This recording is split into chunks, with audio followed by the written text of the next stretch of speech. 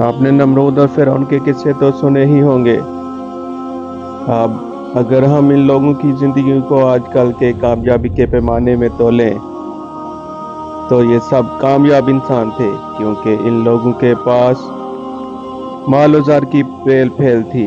गुलाम और लौंडियों का तो कोई शुमार ही न था, और फिर इनके पास कुव्वत थी, इक़्तिदार था, महलों के खुदा की जान और माल के मालिक बने हुए थे। नमरूद जैसे बादशाह के मुकाबले में आप हजरत इब्राहीम अलैहिस्सलाम को देखें तो इनके पास था ही क्या सिवाय अल्लाह के। फिरौन की जानब हजरत मूसा अलैहिस्सलाम को भेजा गया। एक लाठी मूसा अलैहिस्सलाम का कुल सरमाया और एक भाई हजरत हारून अलैहिस्सलाम साथ थे।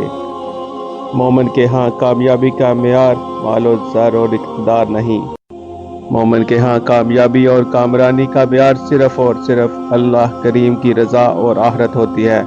मोमिन हमेशा अल्लाह की रज़ा और अपनी आखिरत को मद्देनजर रखे चलता है। फिरौन और नमरूद नाकाम हुए। अल्लाह ने हजरत इब्राहीम अलैहिस्सलाम और हजरत मूसा अलैहिस्सलाम को बेरुसर और सामानी के आलम में कामयाब करके दिखाया। आज सैकड़ों नहीं हजारों बरस के बाद भी आपको हजरत इब्राहीम अलैहिस्सलाम और हजरत मूसा अलैहिस्सलाम के मानने वाले मिल जाएंगे, मगर नमरूद और फिरौन को मानने वाले नहीं मिलेंगे।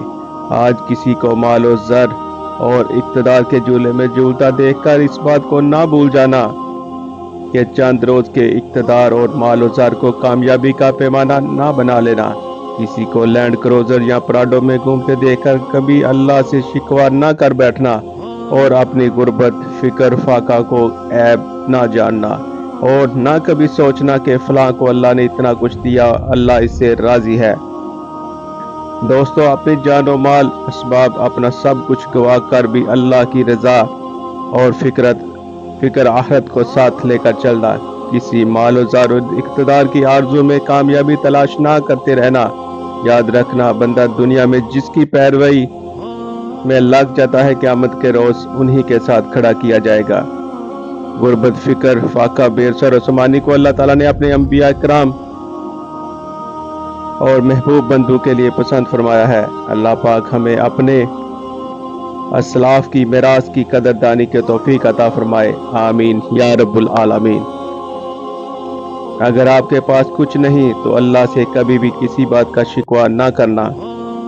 अल्लाह से हमेशा शुक्र करना। तुम्हारे पास दुनिया में ऐसी ऐसी चीजें हैं जिसके लिए लोग तरसते हैं, और तुम्हारी आंखें सलामत है। अगर तुम्हारे हाथ सलामत हैं, तुम्हारे पाँव सलामत हैं, तुम चल फिर सकते हो, सेहतमंद तरीके से खेल कूद सकते हो, तो दुनिया के खुशकिस्मत तरीन लोगों में हो, क्योंकि अल्लाह ने तुम्हें ज्यादा दिया है और ना ही ज्यादा की आजमाइश लेगा।